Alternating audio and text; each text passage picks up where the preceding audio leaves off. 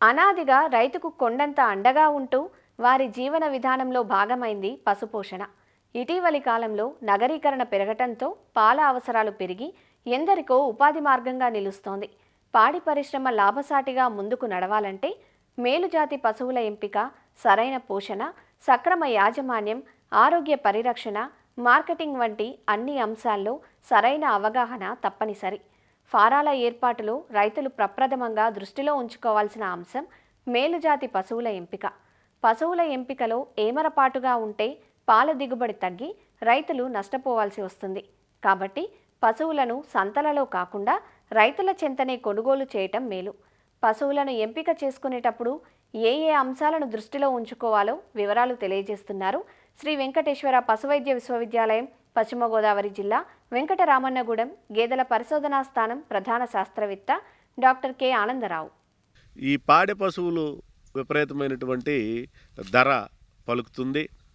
గేదె పశువుల్ని తీసుకున్నట్లయితే 10 లీటర్ల పాలు ఉత్పత్తి చేసే గేదె ₹1,00,000 నుంచి ₹1,50,000 వరకు పలుకుతుంది. అదేవిధంగా 10 లీటర్లు పాడి ఉత్పత్తి చేసే ఆవు అయితే 50,000 నుంచి ₹60,000 మార్కెట్ ధర ఉంది. ఈ పశువుల యొక్క పాల ఉత్పత్తి మీద ఎటువంటి రికార్డు నిర్వహణ అనేది ఉండదు. అందువలన కేవలము పశువులని పెంచేటటువంటి వాళ్ళు చెప్పే మాటలు ఆధారంగా, అదే పశువు యొక్క శారీరక లక్షణాలు ఆధారంగా మనము ఈ పాడి పశువుల కొనుగోలు అనేది చేస్తుంటాము. అయితే ఇక్కడ మనకున్నటువంటి అనుభవము, మనకున్నటువంటి పరిస్థితులు దృష్ట్యా ఎటువంటి సమయంలో ఈ పాడి పశువులు అనేది కొనాలి. అయితే మనము ఆల పశువులను కొనేటప్పుడు సంవత్సరం పొడవునా ఎప్పుడైనా కొనుక్కోవచ్చు. అయితే గేదె పశువులను మాత్రము కొనేటప్పుడు అక్టోబర్ నుంచి జనవరి మధ్య మాసంలోనే గేదె పశువుల్ని కొనటానికి ఉపక్రమించుకోవాలి. ఎందుకంటే జనవరి తరువాత ఈ గేదె పశువుల్లో ఈతలు అనేది ఉండదు. అలాగే పాడి ఉత్పత్తి అనేది గణనీయంగా తగ్గుతుంది. కాబట్టి వాటి యొక్క పాడి ఉత్పత్తిని మనము అంచనా వేయలేము. కాబట్టి ఏ పరిస్థితుల్లో కూడా జనవరి మాసం దాటిన తర్వాత గేదె పశువులను అనేది కొనరాదు. ఇక రెండవ అంశము, ఈ పాడి పశువుల్ని మనం కొనుగోలు చేసినప్పుడు ఎప్పుడు కూడా రెండవ ఈతలో ఉన్నటువంటి పశువులనే మనం కొనుగోలు చేయాలి. ఎందుకంటే పాడి ఉత్పత్తి అధిక సామర్థ్యము రెండవ ఈతలోనే ఉంటుంది.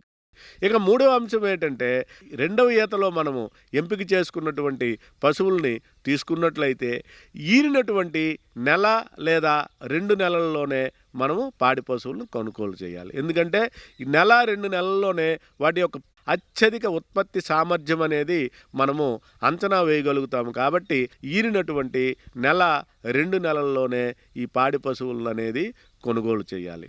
తర్వాత ఏ పరిస్థితుల్లో కూడా సంతల్లో పశువులు కొనరాదు. రైతు చెంతనే మనము పశువులను కొనాలి. 4వ అంశం ఏంటంటే, రైతుల వద్ద తీసుకునేటప్పుడు 3 పూట్ల పాలని సరాసరి అంచనా వేసి అప్పుడు మాత్రమే మనము ఆ పాడి పశువుని కొనాలి. ఏ పరిస్థితుల్లో కూడా సూడి పశువుల్ని కొనరాదు. ఈ అంశాలని దృష్టిలో పెట్టుకొని ఈ పాడి పశువుల యొక్క బాహ్య లక్షణాలని మనము క్షుణ్ణంగా పరిశీలించాలి. ముఖ్యంగా పొదుగుపై 4 చనుకట్లు కూడా సమానంగా అమరి ఉండాలి. చనుకట్లు పొదుగును గట్టిగా పైకి పట్టేటట్టు ఉండాలి. అదేవిధంగా 2 వెనక్కాళ్ళ మధ్య పొదుగు విస్తారంగా అభివృద్ధి చెంది ఉండాలి.